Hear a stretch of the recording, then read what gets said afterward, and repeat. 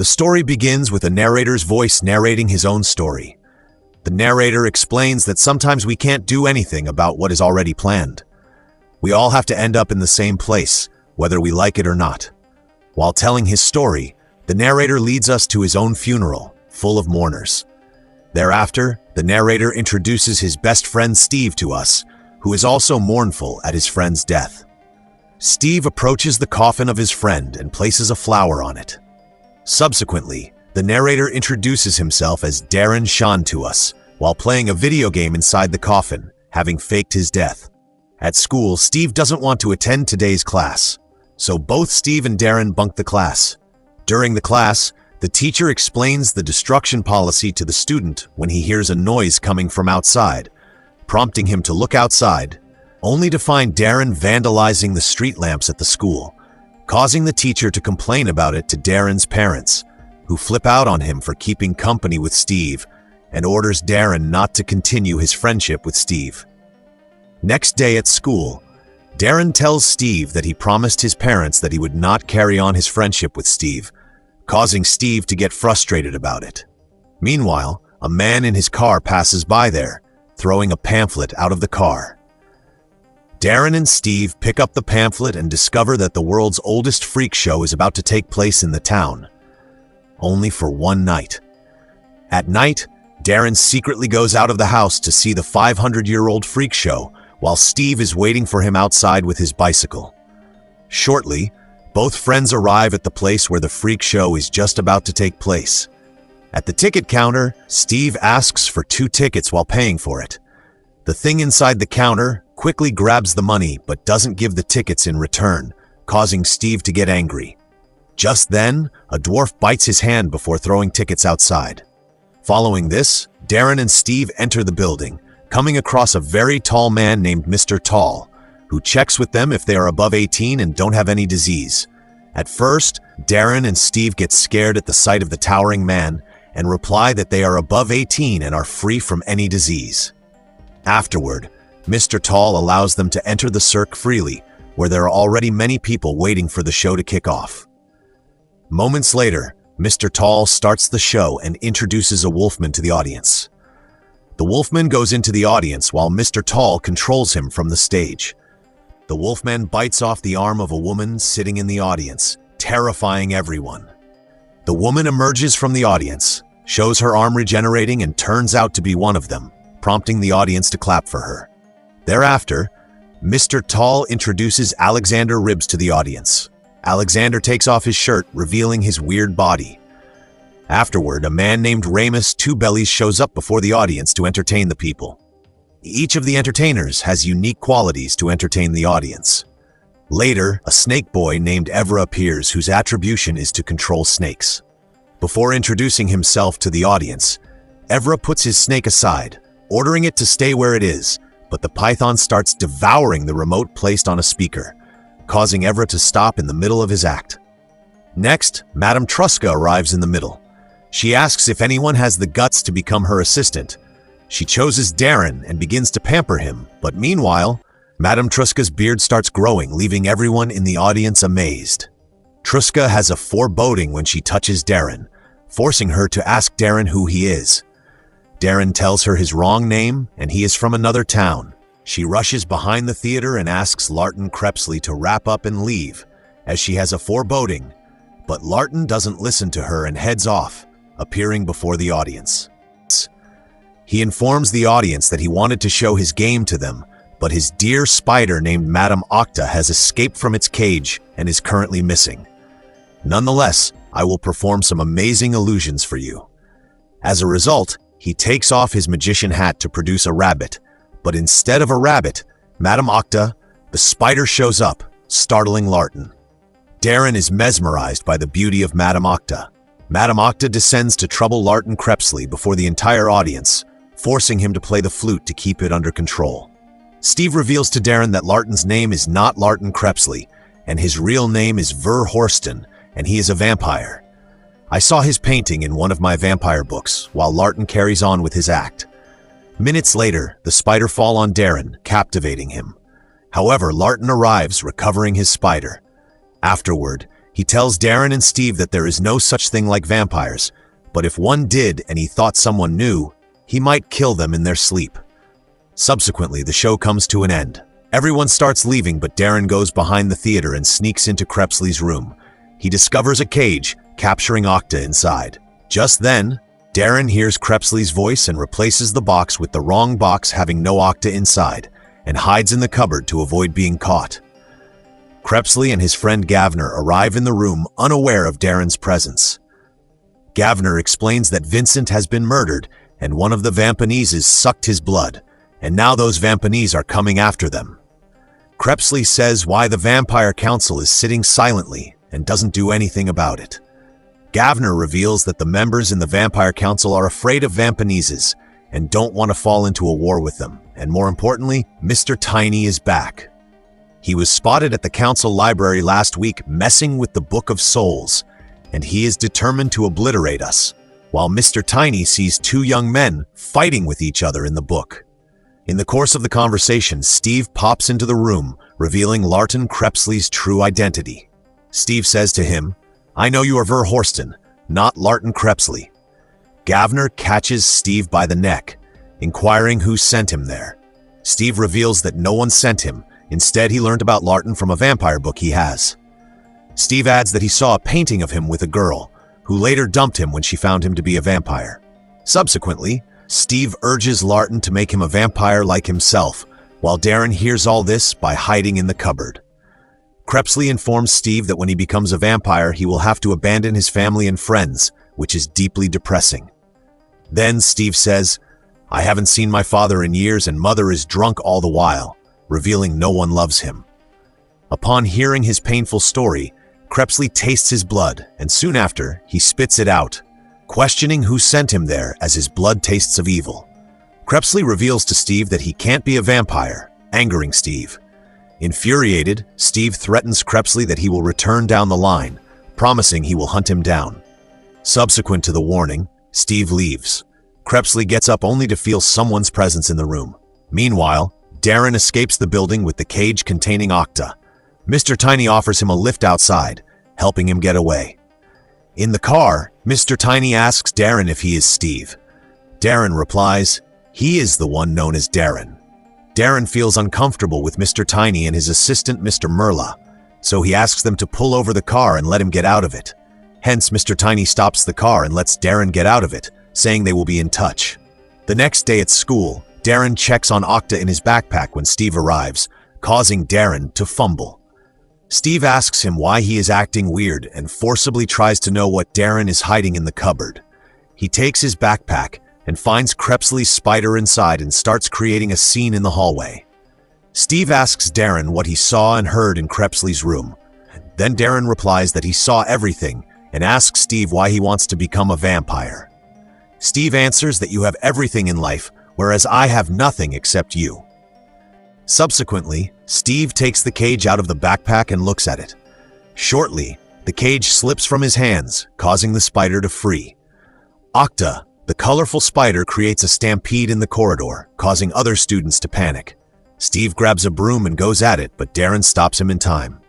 Afterward, Octa goes inside Steve's t-shirt, and soon after, it bites him on his face, causing Steve to fall onto the floor unconscious.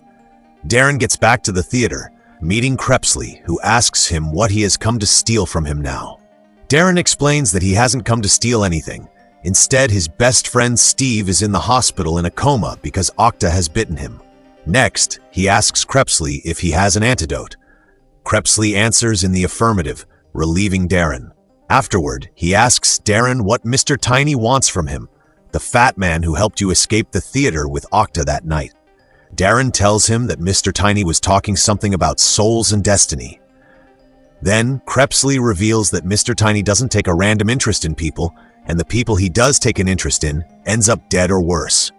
Subsequently, Mr. Crepsley offers him to become his assistant, and he will turn him into a half-vampire in return. You will be able to go in the daylight, you will do chores for me and guard my coffin, and in return for all of this, I will save your best friend Steve.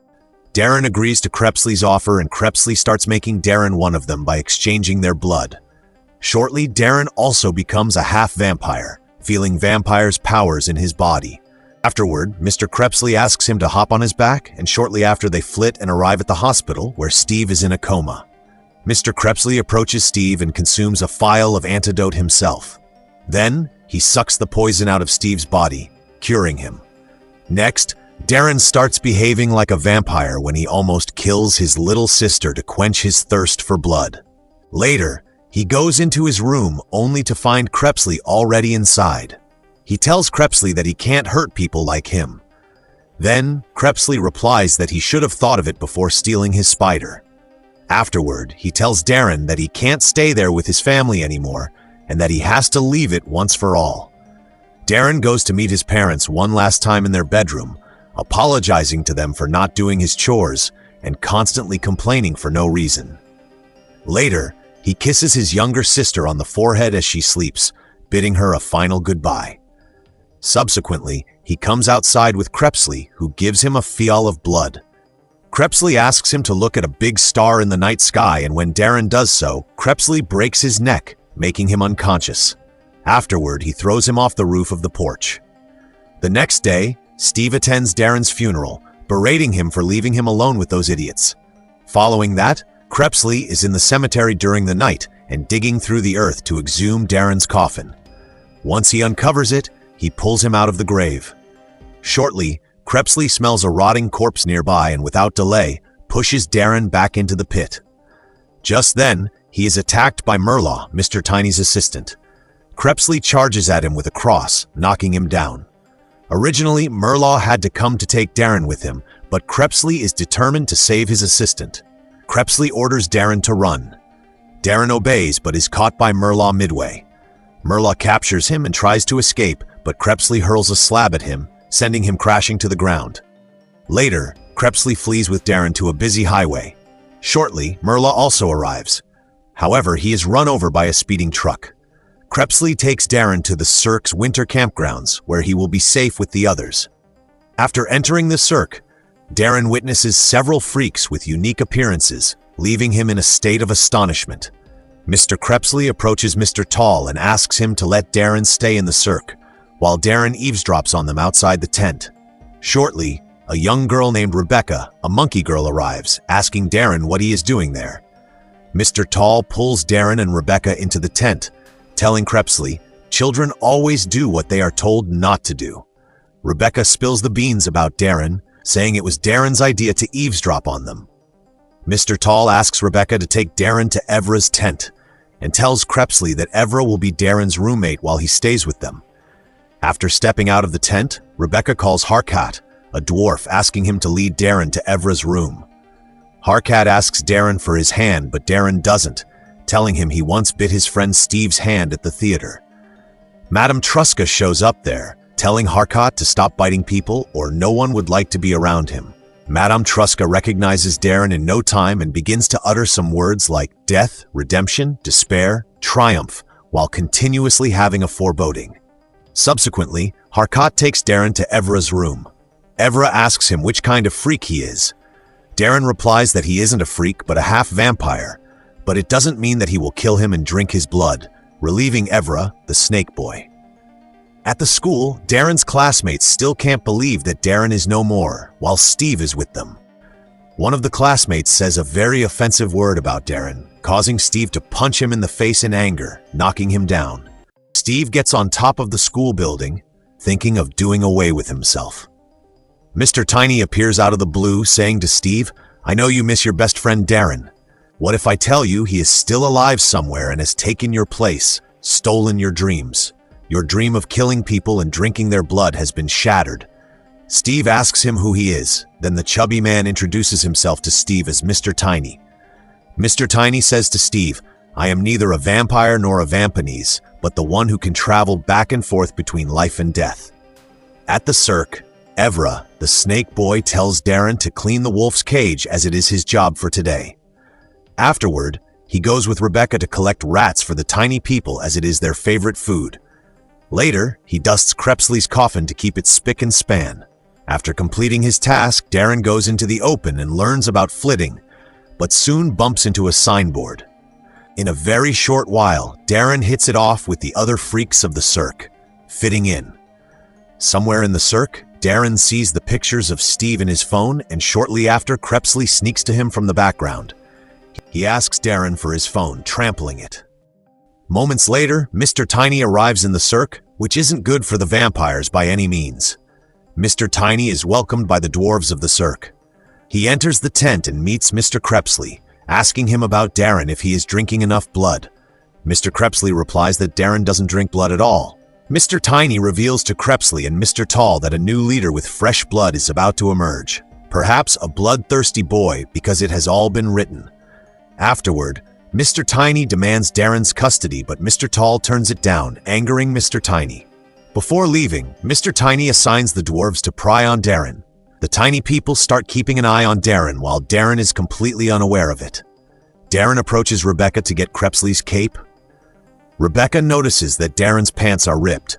Therefore, she gives him a new pair of pants to wear. Afterward, Darren asks her what she has been doing in the cirque. Then Rebecca tells him the truth about herself, stating she is a monkey girl and has a tail, leaving Darren speechless. She adds that she keeps her tail wrapped up in order to prevent people from stepping on it. A dwarf keeps spying on Darren, but is eventually caught by Crepsley, who kicks him out of the fence. While walking, Crepsley takes Darren to the forest and asks him who will save him if he is not around him. What if you were alone in the dark and someone wanted to kill you? Rip out your heart and drink its blood. Crepsley knocks him down, revealing Mr. Tiny is looking for him. This is not your schoolyard. You either have to learn to fight or to flee. Afterward, he demonstrates how Darren can use his claws as a weapon. Darren does it but hurts his hand. Elsewhere, Murlaw makes Steve a vampire. Crepsley reveals to Darren that he doesn't kill people to drink their blood. He just sedates people and drinks a little bit, and then leaves. He adds that he, Gavner, and Vincent have developed this method. Now, because of this, half of the vampires hate them. Crepsley exhales a gas that causes the man to fall unconscious. Later, he asks Darren to suck the man's blood to reinvigorate himself, but Darren refuses to do it. Shortly, some Vampanezes arrive in the cirque, and one of the dwarves points them towards Darren's tent. The Vampanese attempt to abduct Darren, but Crepsley arrives and attacks them, shattering their plan. Crepsley escapes with Darren into his coffin. A freak sets the wolf free, allowing it to attack the intruders, but the Vampanese start thrashing it. Before the matter could become worse, Mr. Tall shows up, asking the Vampanezes how they dared to enter this compound. Darren questions Crepsley why they don't counterattack the Vampanese up there. Then Crepsley reveals that only an idiot would like to stand against Mr. Tiny. He doesn't just kill people, he can bring them back to life as well. After this, he lies in his coffin to rest. Darren arrives in the compound only to learn that the Vampaneze took Rebecca away. Evra tells Darren that the Vampaneze want him to come home. Darren's parents are having food when Steve makes it there. Steve suggests to them that they should adopt him to stop missing their son Darren, but Darren's parents disown him. Shortly, Mr. Tiny arrives in the room. Darren sneaks into his house only to discover a pamphlet on the table, asking him to come to the theater. Octa delivers Darren's message to Crepsley, which states, "Say goodbye to Crepsley for me." Crepsley starts setting out to save Darren, but Truska tells him that his life and soul are in jeopardy. Darren arrives in the theater, where Murlaw mocks him for being a weak vampire. Thereafter, he shows Darren, Rebecca, and his parents in a captured state. Afterward, Murlaw presents Steve before Darren, addressing him as the new upcoming king. Steve charges at Darren, knocking him down. Meanwhile, Crepsley also arrives in the theater, falling into a deadly fight with Murlaw. Rebecca unties the rope using her tail, freeing herself. She immediately picks Darren up and moves away. She offers her body for him to take a little blood as Darren feels weaker. Murlaw gains the upper hand on Crepsley during the fight, beating him black and blue. Murlaw throws him off the balcony in the end. Steve goes to behead Crepsley just then. Darren shows up, taking Steve away. In the meantime, Crepsley stabs Murlaw right in the heart, killing him, while Mr. Tiny enjoys the show from the balcony. Darren and Steve leave no stone unturned to kill each other. Mr. Tiny freezes them in mid-air but soon unfreezes them. He orders Steve to go with him as it's not time for him to fight. Before leaving the theater, Mr. Tiny revives Murlaw, turning him into a dwarf. Subsequently, he leaves with Darren and Merlot in his limousine.